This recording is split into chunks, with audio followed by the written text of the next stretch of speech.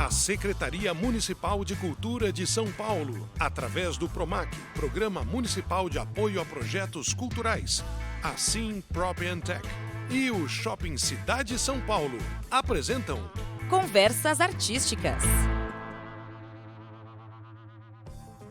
Salve, salve! Começamos agora mais um programa Conversas Artísticas. Eu sou o Paulo Bonfá. E eu sou Maiara Bastianello, começando agora mais um episódio produzido em colaboração com o Céu Jaguaré, através da sua coordenação de cultura. Estabelecemos aqui um estúdio sobre o palco do teatro, aberto gratuitamente para a comunidade, e estamos felizes em poder falar com você que nos escuta. O Conversas Artísticas é uma série de programas dedicada a percorrer as mais diferentes manifestações culturais, sempre com a ajuda essas conversas maravilhosas com os nossos convidados. Pois é, hoje estou muito feliz aqui, tenho a honra de receber João Daniel Tikomirov. Tudo bem? Tudo ótimo, o prazer é meu e a honra é minha. Bom, João Daniel tem uma história muito interessante. A gente vai falar sobre audiovisual, algo que as pessoas hoje consomem mais do que nunca, né? Porque na palma da mão com o smartphone estão consumindo, da telinha à telona, né? Aos longas metragens do cinema. O audiovisual, ele predomina, ele está presente nas nossas vidas, mas você tem uma trajetória de ter sido o diretor de publicidade, de filmes publicitários mais premiado do planeta. É uma longa carreira trabalhando com uma vocação artística destinada a uma finalidade comercial, a propaganda, né? Como ficou esse universo na tua vida, né, que te projetou também em muitos mercados diferentes? Foi curioso, porque realmente a publicidade ela entrou sem querer, por acidente. Eu comecei, na verdade, querendo fazer cinema. E estudei para isso. Meu pai também trabalhava numa grande distribuidora de cinema que era a Universal Pictures, e aí fui desde criança sentado em salas de projeção e querendo ser diretor de cinema. E aí comecei tendo a oportunidade de fazer uma assistência de direção em longa. Aí fui sem direção de um longa, uma super produção que teve na época e tal. Depois fui sem direção de um outro longa que era um filme bem underground, bem, enfim, autoral. Alternativo. Alternativo / autoral. Né? Então fui fazendo e comecei a fazer um longa com 18 anos de idade. Uma coisa ridícula. Hoje até é possível, né? Seu próprio filme com 18 anos você colocou na imagina, né? Hoje até é possível. Existe já mais possibilidades nos dias de hoje. Naquela época era impossível, né? Mas enfim, fui para tentar fazer um primeiro longa, conseguindo dinheiro emprestado de amigos, de parentes, família, todos assim, dessa maneira, né? Todos trabalhando, né? E aí o filme ficou pelo meio, porque eu não tinha mais dinheiro para continuar. E aí chegam duas pessoas muito próximas e dizem: você precisa fazer publicidade. Dá dinheiro, aí você vai conseguir acabar de fazer seu filme. Né? Quer dizer, você trabalha lá para arrumar um dinheiro para pagar aqui. Exatamente, e foi essa motivação que eu tive, e foi essa a forma de eu ter entrado no mundo publicitário. Claro que no início também foi não dava para entrar fácil assim. O pessoal fala: que eu quero fazer publicidade, tá aqui meu filho, toma aqui seu primeiro filme, vai fazer. Ele tem que confiar. Teve um maluco que achou que eu era mais maluco do que ele e disse: esse cara ou é louco ou ele é muito bom. Eu vou apostar de que ele é muito bom. E me entregou uma primeira campanha para eu dirigir. Eu fiz e acabou dando muito certo, começou boca a boca, não sei o quê. Logo, pouco tempo depois, eu ganhei já um primeiro prêmio importante aqui no Festival do Rio de Janeiro. E aí fui galgando prêmios e ganhando reconhecimento e um dinheiro para acabar o filme. Eu nunca acabei o filme, evidentemente. Aí você vai para publicidade para pagar o filme e não acabou. E não acabou, evidentemente. Não, porque aí foi ótimo. Eu sempre dizia assim, esse filme foi meu filme de estudante, meu filme de graduação. Né? Ele fica ali, foi um exercício maravilhoso, mas ele fica ali na lata, eu não quero nunca exibir, nem completei, nem finalizei. Mas eu acabei entrando no mundo da publicidade também por um tempo, deixa eu fazer a minha caminha aqui, deixa eu ganhar um pouquinho de dinheiro para respirar, para poder sobreviver com uma maneira mais confortável, e aí depois eu parto para voltar ao cinema. E assim foi a trajetória, fui fazendo... Você se tornou um empreendedor, né? Porque criou a sua própria empresa, a sua produtora. Fiz minha produtora, que na época chamava-se Jodaf, era uma produtora focada só em publicidade. Realmente ela foi uma das três maiores mas das três mais premiadas produtoras do mundo, né? Ganhei vários leões em Cannes, Nova York, enfim. 41, tá, gente? Não é vários. Vários é 5, 6, 41. 41 premiações, né? 41 leões que foram como diretor, né? Como diretor, em todos esses. E e também produtor, diretor barra produtor, mas é que eu tive outros que eu fui só produtor, teve outro diretor, né? Gente, Então, e aí, enfim, eu comecei a fazer projetos, inclusive internacionais, morei em Barcelona também, durante 2 anos, trabalhei para o mercado europeu, ganhei 3 milhões de ouro pela Espanha, né? 1 leão de prata por Portugal, um Eurobest pela Suécia. Você quer dizer, produzindo campanhas e filmes e campanhas. publicitários em Isso. outros países, Isso. concorrendo a premiações internacionais. Exatamente. por lá. Exatamente. Então foi assim, uma experiência muito enriquecedora, e lá eu consegui conhecer também ótimos cineastas e diretores de fotografia, que já era muita prática de que diretores de fotografia, todo mundo sabe, aquele que fica lá na câmera fazendo a luz. Ah, nem né? todo mundo sabe. Então, por isso que eu estou dando Boa. essa As dica. pessoas podem até ver o nome nos créditos, né? Isso, Em português ou em inglês, diretor de Isso. fotografia. Você, poxa, mas que é um que é filme. isso? O que tem que fotografia tem a no ver com filme? foto? Exatamente. Exatamente. E como é que ele dirige uma fotografia? É. Talvez seja isso também. Mas o diretor de fotografia, ele é aquele que concebe a luz do filme e das cenas, evidentemente. Ele desenha essa luz. Também é um técnico, porque ele além de artista, ele é um técnico, porque ele tem que medir luz, fazer todo um cálculo de sombras. Ajudar a definir qual equipamento usar, qual lente. Estilo, batendo com o diretor, né? Tem uma alinhada. Diretor de fotografia, diretor de arte, trabalham muito alinhados numa produção de um filme. Então, e no caso voltando então à história da Espanha, eu já era comum lá, como é comum aqui, hoje mais ainda, que diretores de fotografia, diretores de arte, também montadores, editores, são aqueles que juntam as cenas e contam a história na edição, eles trabalham na publicidade também, no longa-metragem, nos filmes e também nas séries. É muito comum esses nomes, grandes nomes, dos nomes ganhadores de Oscar e tudo, que passaram pela publicidade ou passam de vez em quando pela publicidade ainda. Porque a publicidade é um grande exercício, para mim foi uma ótima escola, exercício da síntese. Você tem que contar histórias com 30 segundos ou 1 minuto. Tempo limitado. Ou às vezes em 3 segundos, né? Pra pessoa não pular pro próximo vídeo, né? Exatamente. E tem que emocionar, ou tem que causar uma gargalhada ou humor, enfim, ele emociona também, com poucos segundos. E esse poder de síntese é um exercício espetacular para um diretor, principalmente um diretor, e montador, eu diria também. Né? O montador é o editor das imagens. Editor das imagens. Então, é um exercício espetacular que serve como uma grande escola para você trilhar voos mais longos, vamos chamar assim, né? E você, como a gente diz, né, num set de gravação, né, num local preparado para fazer uma filmagem, o diretor ele tem um papel similar a um maestro, digamos assim, porque você é a figura que tem que pensar o movimento, a posição da câmera, a luz que o outro assistente preparou com o diretor de fotografia e dá o comando para que tudo aconteça na hora que tem que acontecer. Porque se o ator errar o texto, se a câmera estiver no lugar errado, se a luz apagou antes, você tem que parar e refazer, né? Você sabe que no Festival de Cannes, um cineasta que também passou pela publicidade, inclusive ganhei um Leão de Ouro, e ele também, nós estávamos ali no palé do festival, sentado lado a lado, e subimos em momentos diferentes para receber o troféu. Depois descemos e comecei até a conversar com ele, conheci ele bem, que é o Michel Gondry. Michel Gondry, que dirigiu aquele Brilho Eterno de uma Mente Sem Lembrança, só para lembrar.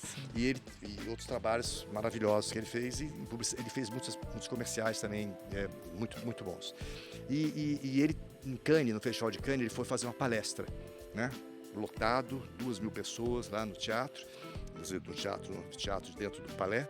E aí, quando abre a cortina, tem uma orquestra sinfônica colocada ali. E as pessoas esperando a palestra. Aí ele entra, Michel Gondry, e começa a reger a orquestra. Uma sinfonia enorme, acho que se não me falha a memória, não sei se foi a Beethoven, sinfonia número 2 de Beethoven, sei lá, foi uma sinfonia super conhecida, não lembro agora qual foi, e quando terminou a sinfonia, que demorou, sei lá quantos, acho que no mínimo 15 minutos, aí quando terminou, e foi colhindo, a orquestra era maravilhosa, todo mundo aplaudiu, ele foi no microfone. Bom, era essa a palestra que eu queria dar. Esse é o papel de um diretor de cinema. Caramba! Então, Legal, o que você falou ideia, foi exatamente isso. Porque no fundo você está zelando para que as coisas aconteçam, mas eu tenho uma curiosidade, né, diante da tua experiência, né? E aí falando dos formatos mais longos, pode ser um episódio de uma série, pode ser uma longa-metragem, mas muito maiores do que um filme publicitário normal. Você tem uma questão que é captar as imagens e, eventualmente, você seguindo um roteiro e trabalhando no ambiente e com a preparação dos atores, você vai gerar muito mais conteúdo do que comportaria o filme final. Ou seja, a sua história está com mais cenas do que a gravação, a filmagem permitiria transformar em produto depois, né? Sei lá, tenho 4 horas de material e o filme vai ter 2 horas. Em que momento o montador, o editor de imagens, né, vai estar junto para trabalhar e falar assim, olha, isso aqui vamos perder, isso aqui nós não vamos usar. Vai ficar de fora. É comum até hoje os trabalhos mostrarem cenas que não foram utilizadas, versões estendidas, né? Mas como é essa parte de um trabalho que você já fez? Você teve a captação das imagens, teve os atores, a equipe toda trabalhando e no final ela não subiu, né? Ela não entrou no produto acabado, no filme. Primeiro tem que se lembrar que antes de você começar a filmar tem um guia que é o fundamental, que é a alma do projeto, que é o roteiro. Né? O roteiro é o grande maestro, vamos dizer assim, além do diretor, que o diretor vai seguir. Né? Sem roteiro não se conta uma história, né? Não se faz um filme, não se faz uma série. Né? Então, o roteiro ele é o coração. É o coração, é o que vai te, né? É o que vai te motivar, é o que vai fazer os atores se motivarem e criarem cada vez mais, quer dizer, vestirem cada vez melhor os seus personagens. Então, o roteiro é tudo. Então, você vai filmar, quando o diretor faz normalmente, isso tirando documentários, que às vezes tem mais liberdade, que é uma coisa mais improvisada muitas vezes. O cinema não é improvisado, assim como as séries também não são. Ele tem que ter uma linha muito, muito sólida, né, em cima do roteiro. E você antes tem que trabalhar muito o roteiro antes, para poder ficar do jeito que o diretor também gostaria e tudo mais. Tem um termo, né, para isso? São os tratamentos do roteiro. Tratamentos, isso. Você faz... Por exemplo, esse filme que eu acabei de rodar, que eu terminei um mês atrás de dirigir, é um filme que tiveram 11 tratamentos de roteiro. Quer dizer, da primeira versão até chegar àquela que foi para gravação, filmagem, 11 tratamentos. E a gente sempre diz assim, esse é o último? Não existe último tratamento. Nunca vai ter último, né? Você tem que abandonar ou decidir, agora é o prazo. Durante a filmagem surge sempre outros ajustes. Alguém tem que te amarrar e falar, não deixa mais ele pegar esse roteiro, não mexe mais aqui. Além de que na filmagem que surgem coisas que você vai ajustar uma coisa ou outra, vai sentir o próprio ator, o personagem ali que está indo com o ator e que você vai desenvolve sem perder, obviamente, a estrutura básica do roteiro, os diálogos básicos e tal. Mas uma outra coisa também acontece na filmagem. E depois, na edição, na montagem, como você falou, é o momento, vamos dizer assim, um lado é o lado cruel e o outro lado é o lado maravilhoso. O lado cruel é aquele momento que você está editando, o montador também, onde você trabalha com grandes montadores, né, que também sabem contar muito bem história, vão pegar a sua montagem, a sua filmagem, seu material bruto, que a gente chama, e começa a ordenar e colocar as cenas em ordem e começando a contar a história ali editando. Aí que você vai ver o que funciona e o que não funciona. E tem algumas cenas que ele olha e diz assim, é dispensável essa cena, não precisa dessa cena. E de repente, já aconteceu, inclusive, um caso terrível do meu outro filme, o Besouro, que eu fiz, e que aconteceu, depois eu conto esse episódio, eu lembro de eu contar. Ok, vamos lembrar. E aí o que acontece? Aí a cena, ele vai, o montador chega assim, e você, diretor, fica muito conectado com o filme. Você perde um pouco esse distanciamento crítico também, né? E aí esse é o momento também duro para o diretor, porque ele tem que ter distanciamento. Ele não pode se apegar ao material e dizer, não, essa cena é linda, eu quero essa cena. Quer dizer, isso não é assim. Você tem que ter também esse distanciamento para dizer assim, ele está funcionando para o filme, o público vai entender e vai gostar disso ou não. Ou ele está colocado porque você gosta, mas na verdade ele não está ajudando a narrar. Tem uma função. Né? Não tem uma função que justifique ele continuar no filme, né? Então ele vai chegar e vai tirar a cena. E uma cena que você teve um trabalho enorme para filmar, ensaiar antes e tudo, né? E vai ficar fora do seu filme. Você filmou com um helicóptero e alugou um helicóptero para filmar. Aí o produtor, que sou eu, vai cortar o pescoço. Você gastou milhões de dinheiro. Mas na verdade é isso, né? Então tem que ter esse distanciamento e essa... Um desprendimento. Desprendimento, essa é a palavra mais correta. É o desprendimento mesmo. Então, isso acontece mesmo. Você, na hora da edição, você tem que eliminar alguma coisa. Assim como, às vezes, você tem uma estrutura do roteiro, que você está contando aquela história, daquela cena para aquela, que, de repente, o montador, e às vezes o próprio diretor na montagem, assim, vamos fazer uma mudança estrutural aqui, vamos pegar essa cena que estava aqui, e vamos dar um susto no público, começar com ela. Trocá-la de aí lugar. Depois a gente começar a contar para chegar nela lá na frente, de novo, e justificar por que ela entrou ali. Aí experimenta e repete, nossa, funcionou lindamente, vamos assim. Então você também tem a montagem, ela tem a edição, ela tem muitos recursos, né? Ela é viva, é um elemento, é um dos pontos fundamentais, né? Depois a sonorização, tem todo um processo, né? Envolve muita gente, essa é uma coisa que precisa entender. Cinema, né? Você sai com a câmera e sai filmando e tudo bem, depois edita como as pessoas fazem no celular. Não é assim, o filme envolve muita gente, cada um especialista numa área. Então, todos atrás das câmeras, não é na frente das câmeras, né? Ou seja, tem muito trabalho, sem necessariamente ser o artista que está em cena, em vídeo, para que possa existir a arte do diretor, do roteiro, da montagem, mas e as profissões técnicas também, né? Exatamente. Porque mobiliza e carrega um time todo para uma trabalhar. Equipe de filmagem de um longa, como esse que eu acabei de rodar, são uma equipe de 150 pessoas. Quer dizer, cada um com funções específicas cada um do na filme, sua área sem trabalhando. o elenco, entendeu? Quer dizer...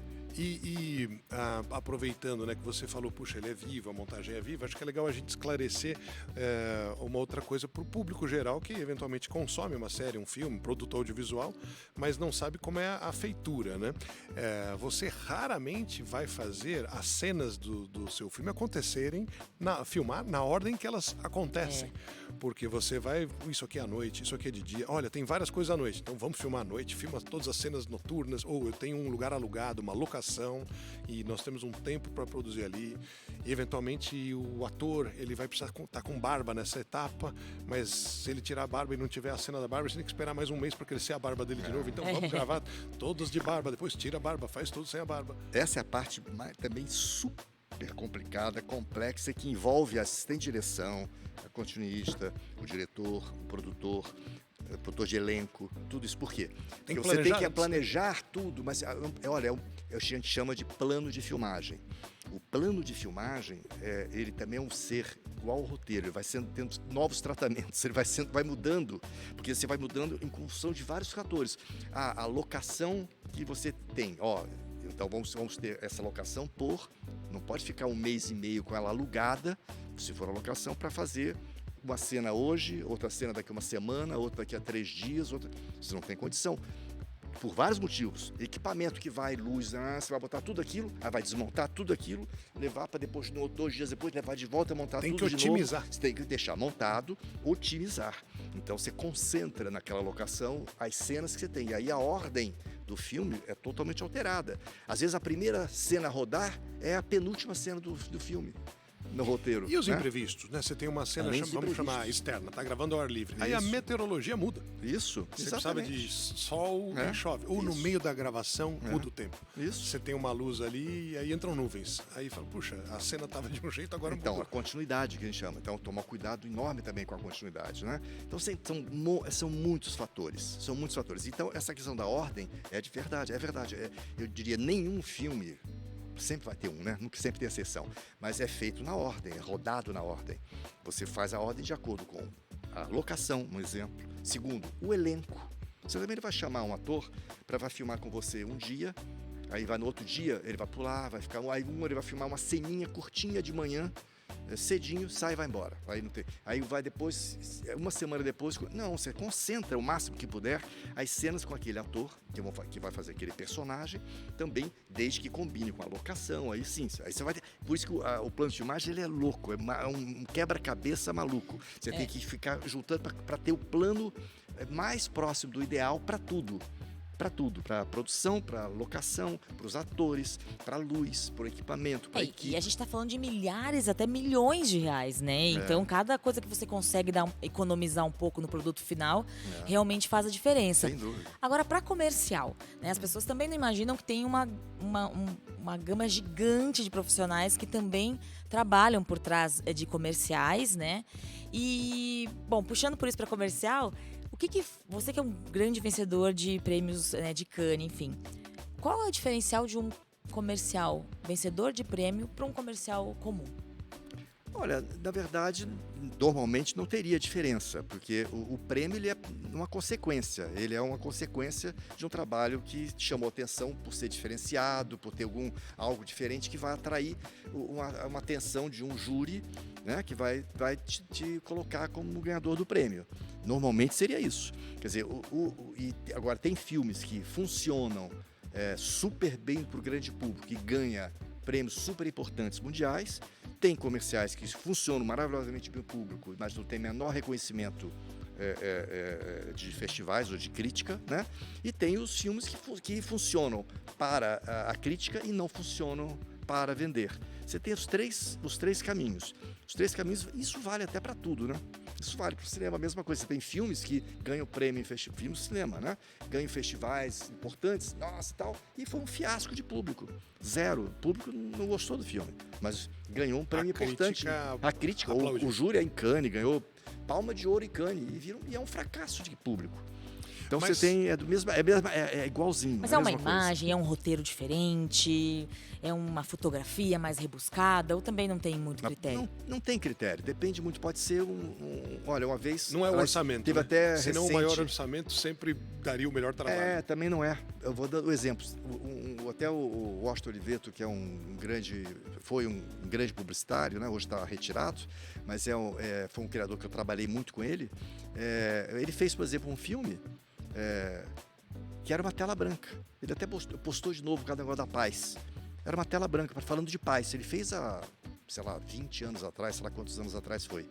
Ganhou o Leão em Cannes, e era uma tela branca. Mas por quê? Aí tinha um texto, né? O locutor, na época era o Ferreira Martins, até, eu lembro que era uma voz incrível. Marcante, e tal. Isso em português, depois, claro, que lá para Cannes teve uma versão em inglês para poder acompanharem, porque não tinha imagem, né? Era tela branca, e falando sobre a questão da paz. E esse comercial não tem carro, não tem gente bonita, não tem não sei o que, porque é um texto maravilhoso. Tá até postado, ele até colocou nas redes sociais semana passada, por acaso, relembrando isso. Isso vai dar um exemplo, e foi um filme que ganhou um prêmio importante. Este filme foi veiculado na TV Globo, no horário na época que o Fantástico tinha uma super audiência, no horário nobre da Globo, num break grande, porque o comercial, mesmo assim, tinha acho que 2 minutos de duração, ou 1 minuto e meio, porque era um texto bem longo, acho que era 2 minutos. Então ele ficou quase um break inteiro na tela branca. Na época, a própria direção da Globo resolveu colocar porque era importante para falar sobre a paz de uma maneira que nunca ninguém tinha falado e que era uma mensagem maravilhosa para as pessoas. Então, pode ser uma tela branca. Arte, né? De certa forma. Arte. Né? E João Daniel Tikomirov é o nosso convidado aqui no Conversas Artísticas, direto do Céu Jaguaré. Eu tenho uma questão com relação ao estilo autoral, né? Cada ser humano é de um jeito, cada profissional é de um jeito, ainda que eles possam ter eventualmente estudado nas mesmas escolas ou trabalhado nos mesmos lugares, tido os mesmos mestres e tudo mais. E aí eu me recordo de um quadro de humor do grupo inglês Monty Python que tirava uma onda com um estilo de um antigo diretor, Sam Peckinpah, que era reconhecido por fazer cenas de violência nos filmes em câmera lenta. Ele reduzia a velocidade da imagem toda vez que tinha lá, então era um faroeste, e aí o tiroteio, e o cavalo caía, e a terra levantava, e o bandido rodava do telhado, e toda vez que aconteciam cenas assim, recorrentemente, né, ele mudava o filme, mudava a história, e esse quadro de humor chamava-se Piquenique com Sam Peckinpah. E era um piquenique num parque na Inglaterra, que começa a acontecer uma série de acidentes. A mãe vai passar manteiga no pão pro filho, sem querer corta a mão do filho. Python, né? O cara vai tocar o piano, tá?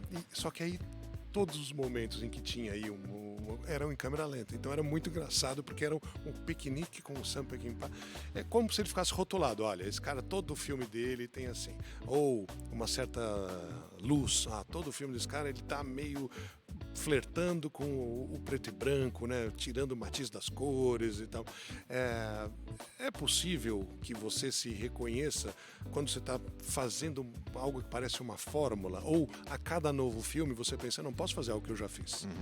Agora eu tenho que buscar um outro caminho. Existem 2 tipos diria, de diretores, quer dizer, como... E é uma decisão de cada um, é muito pessoal, totalmente pessoal, né? Existem diretores que formam estilo, isso vale também tanto na época da publicidade, eu não faço publicidade já há vários anos, que eu estou focado muito em dramaturgia. Mas, por exemplo, no período que eu estava forte na publicidade, e ganhando, sendo o segundo do mundo, não fui o primeiro, fui o segundo do mundo mais premiado, tem um americano que ganhou mais que eu, Joe Pitzka. Então, é assim, eu tinha um viés totalmente de não rotular. Eu não queria ser rotulado.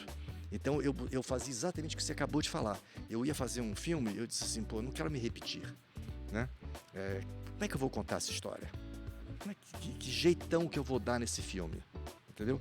Na publicidade. Não parecer comigo mesmo. Isso, até para eu fazer alguma coisa diferente, né? Não ficar repetindo a mesma fórmula, como você mesmo usou, que é verdade. E esse foi um estilo que o meu estilo foi o não estilo, durante muitos anos na publicidade, entendeu? E naquela época, só para citar, tinham diretores sensacionais também e outros. Por exemplo, o Joe Pitzka, que era o mais premiado que eu, ele era parecido comigo nisso, ele também não queria se determinar um estilo. Ele fez comerciais, você olhava, você não tinha uma identidade. Esse é Pitzka, né? Mas você tinha assim, esse é um filme muito bom, capaz de ser do Pitzka. Então, mas tinham outros diretores, Sedlmayr foi muito famoso, Joe Sedlmayr, foi um diretor que eu estava começando, era o meu ídolo de, uau, que cara incrível. Ele tinha um estilo próprio, filmava tudo com grande angular, os atores meio distorcidos um pouco, com humor sarcástico, uma luz assim, um pouco cartoon, não cartoon, mas caricatura, assim, meio David Hockney, assim. E aí ele tinha um estilo próprio. E eram ótimos os filmes dele e era maravilhoso também, super premiado também. Quer dizer, então é um caminho à escolha. E no cinema e na televisão é a mesma coisa. Você tem diretores, você tem estilo, você pega um... Wes Anderson, você bate o olho e sabe que é dele. Exatamente. Agora você pega um Spielberg, você só vai saber se é dele porque a música é do John Williams. Porque ele escolhe o mesmo maestro para compor. É a única coisa, porque os filmes, você pega Lista de Schindler e pega ET, não tem nada a ver um com o outro. Tubarão. E são dois maravilhosos, e Tubarão então você vai... E agora esse lindíssimo filme último que ele fez, que foi uma homenagem e tal. Né? Mas você falou uma coisa importante, né? Num filme, além da atuação e do registro da imagem, o som, a música e os efeitos sonoros, eles complementam, com certeza, o sentido. A escolha sobre a trilha, ou sobre composição original, ou a decisão por usar uma música já existente, ou fazer uma versão de uma música conhecida, ela vem do produtor, ela vem do diretor, ela pode estar prevista num roteiro. Como se compõe essa parte do trabalho? É muito também de cada um. Porque a gente falou do visual, agora é o audiovisual, né? A segunda perna. Depende também muito de cada um. Você pegar, por exemplo, meu filme Besouro, que você queria falar dele, inclusive, né? Do Besouro. Eu ia comentar sobre a questão que foi curiosa. Foi uma cena que eu tinha, quer dizer, entre as várias cenas que eu rodei, foi um filme uma imersão muito grande, é um filme que eu gosto muito de ter feito, um filme que me deu muitas alegrias de reconhecimento mundial e brasileiro. Foram 3 grandes prêmios do cinema brasileiro, ganhou o Festival de Los Angeles, do Pan African Film Festival, que Besouro de incrível. Ele foi rodado em 2009, quer dizer, finalzinho de 2008 para 2009, aí foi todo produzido, a edição, finalização, durante o ano, e finalzinho de 2009 ele foi lançado. E ficou logo em outubro, novembro de 2009, e ficou até janeiro de 2010.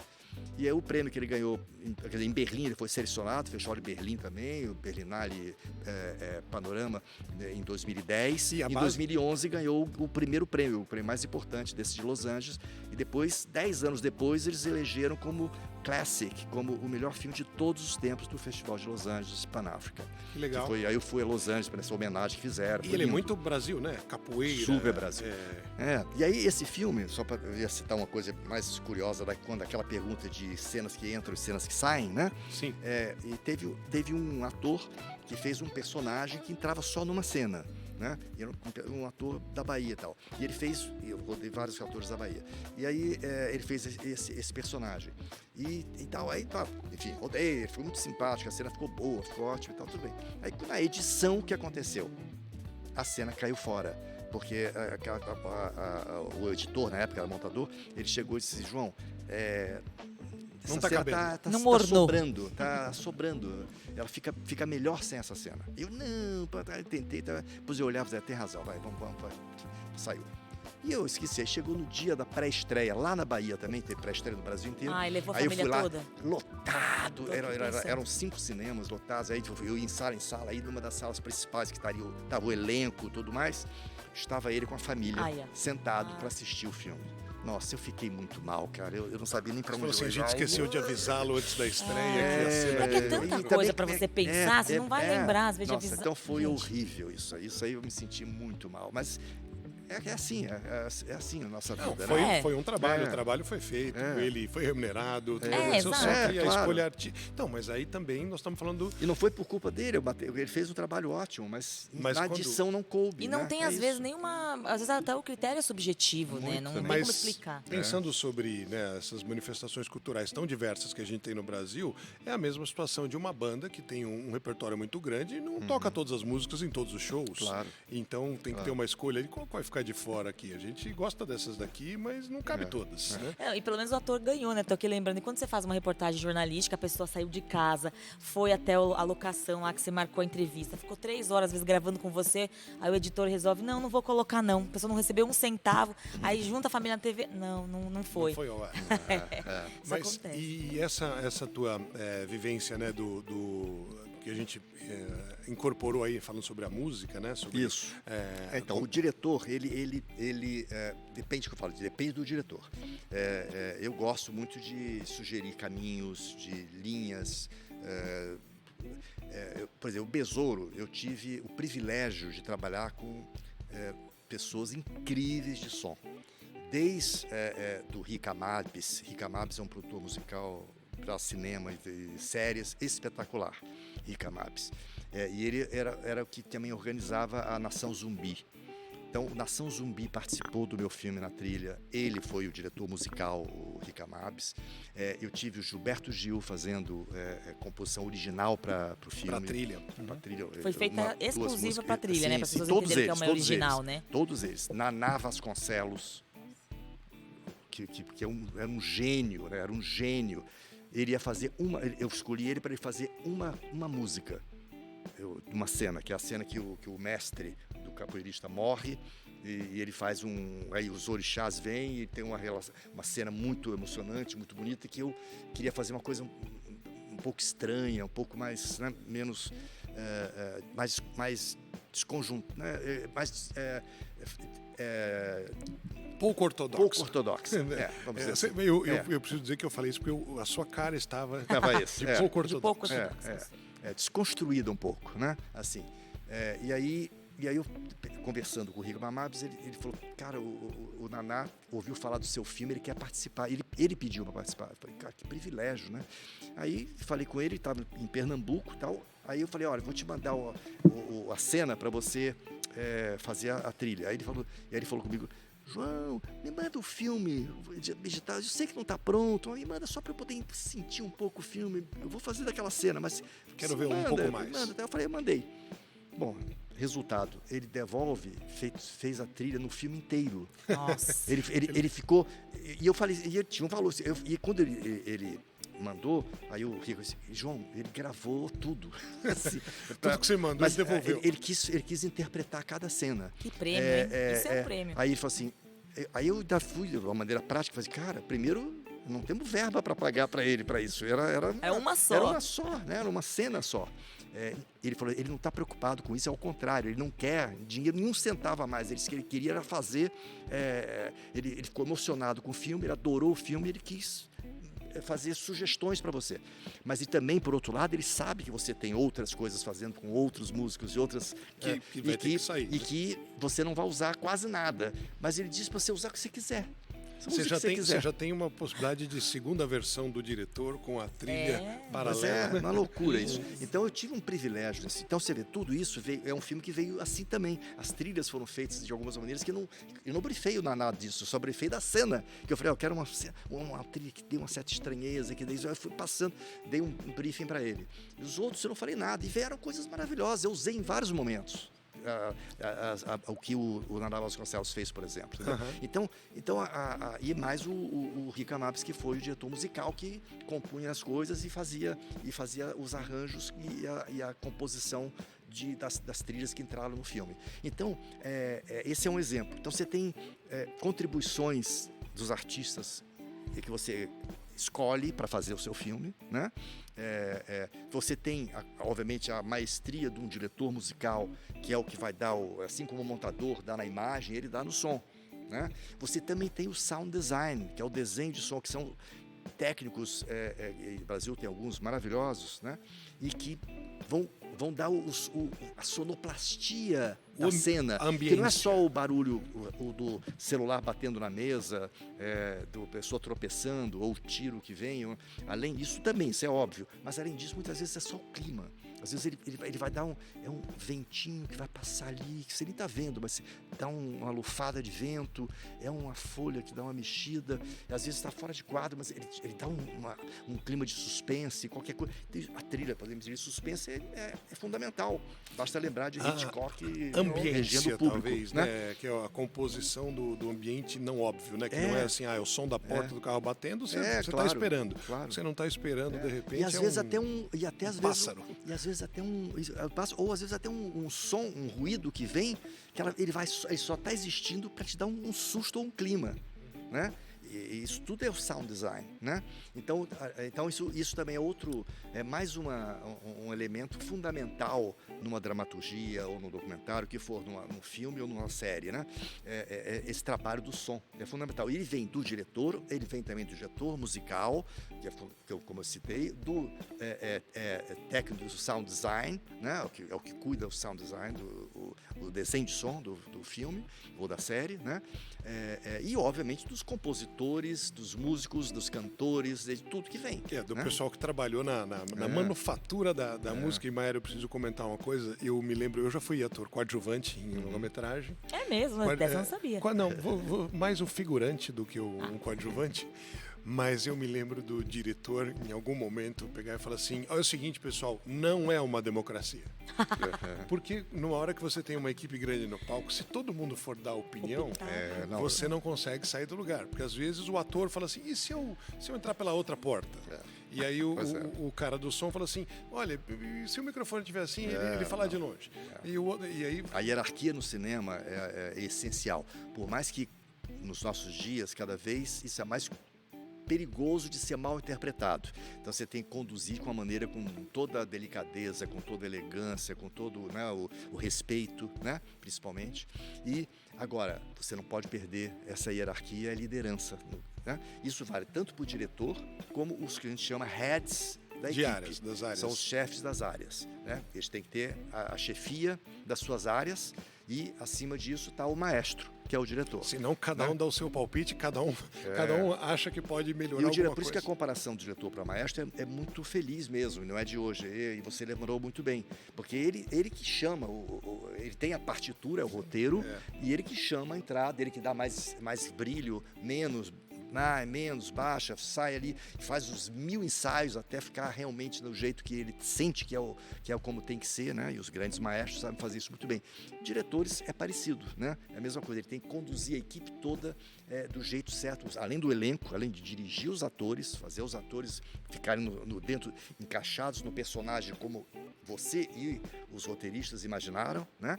Então acho que isso é fundamental, né? Eu também não posso esquecer de falar dos roteiristas, que já citei, mas é essencial, né? Os roteiristas, ou o roteirista do filme, ou roteiristas, né? Que esse é o momento, inclusive, que antecede, né, a produção, quando você vai escalar o seu elenco, né? Às vezes está pensando no ator, ele não está disponível.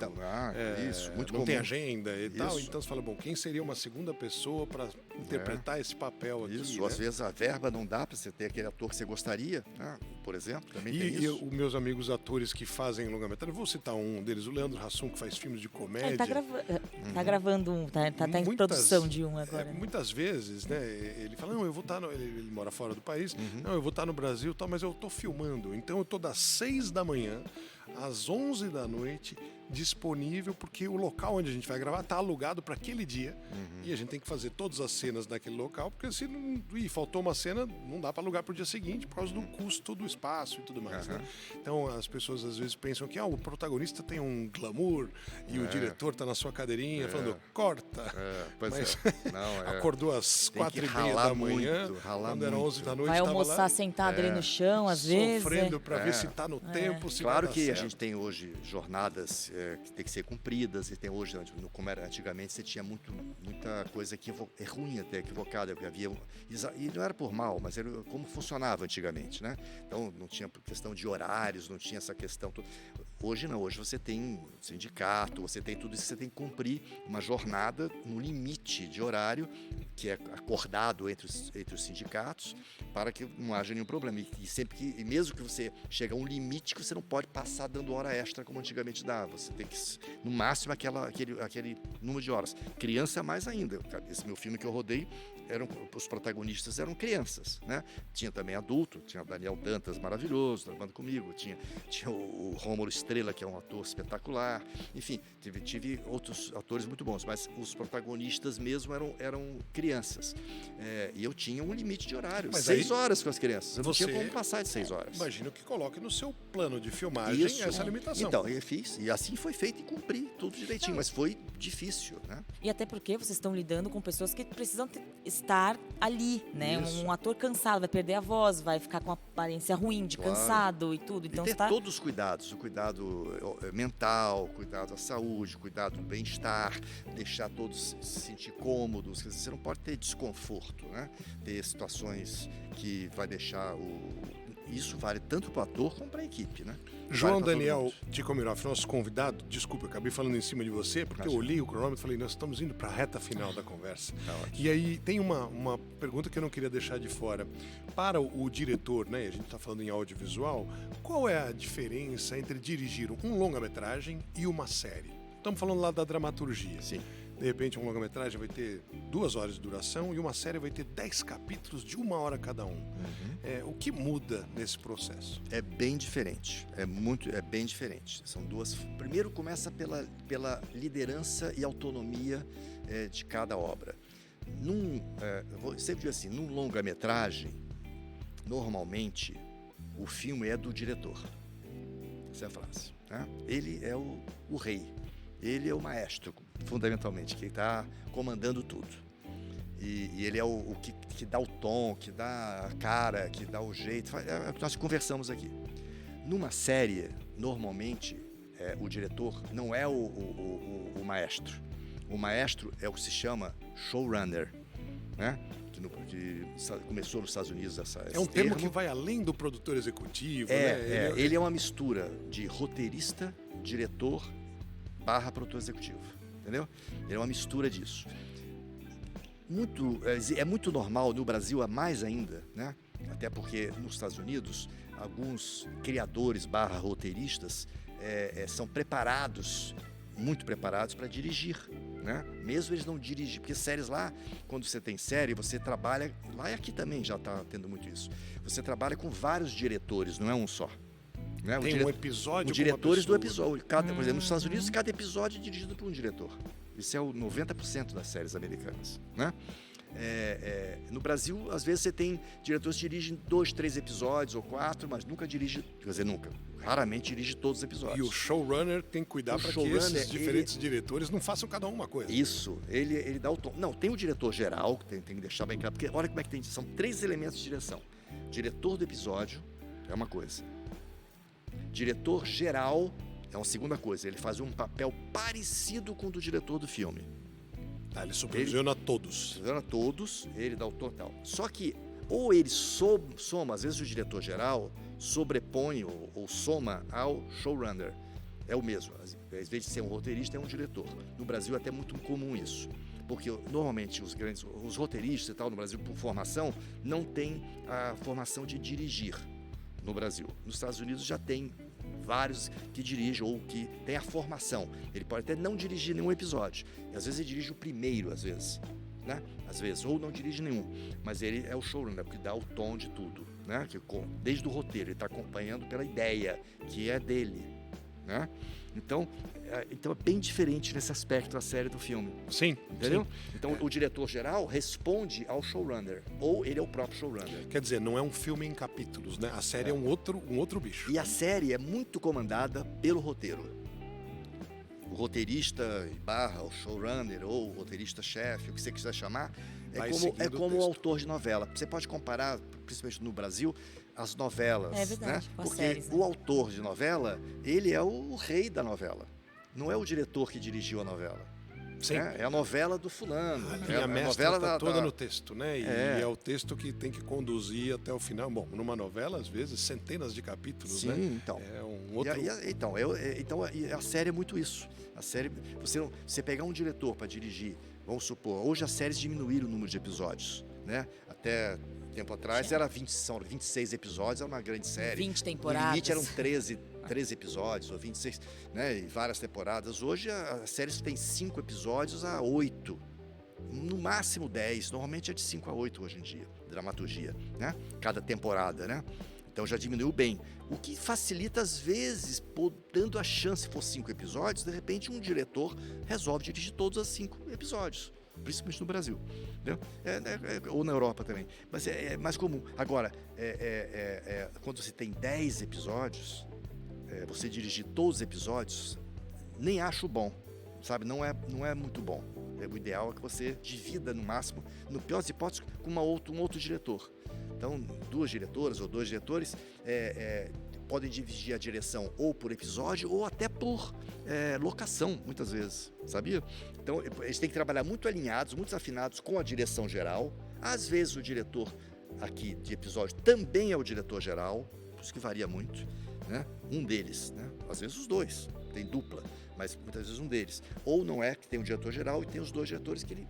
E o diretor-geral fica supervisionando. Sempre o diretor-geral funciona como um supervisor artístico da direção.